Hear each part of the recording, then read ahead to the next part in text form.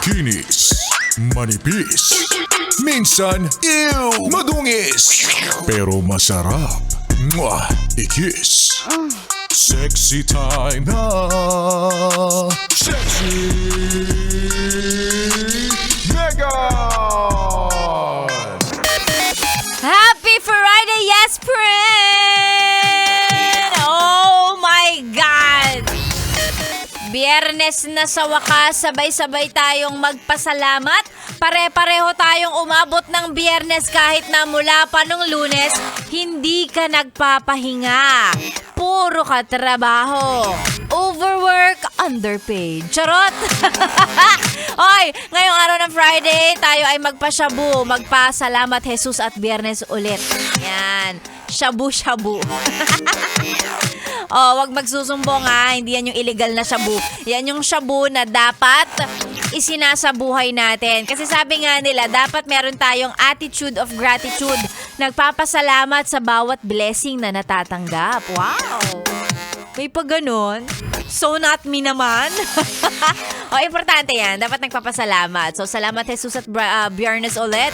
In English, it's thank God it's Friday. Yan! Oy, magandang umaga. It's a beautiful Friday morning. Kasama na si Sexy Megan. Tuloy-tuloy hanggang mamayang tanghali.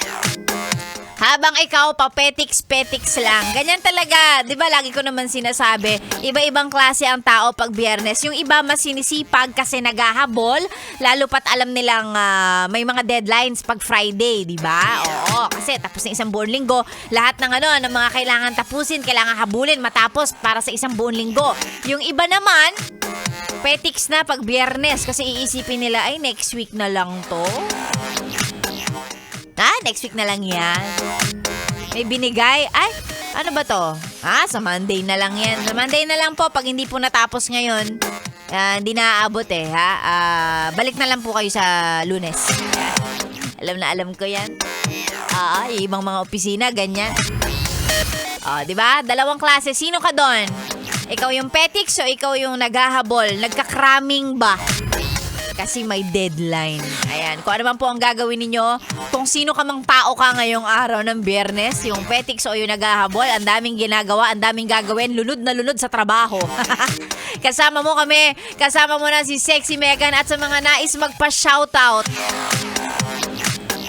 Nang ma-shout up na yan, sa mga gustong magpa-shout up on air, shout up! I-send sa ating Facebook page, Yes FM Manila, ang mga pabati na yan.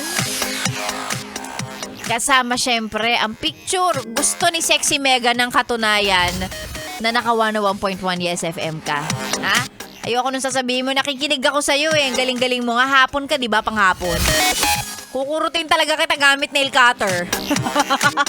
Alas 9 hanggang tanghali tayo, hoy.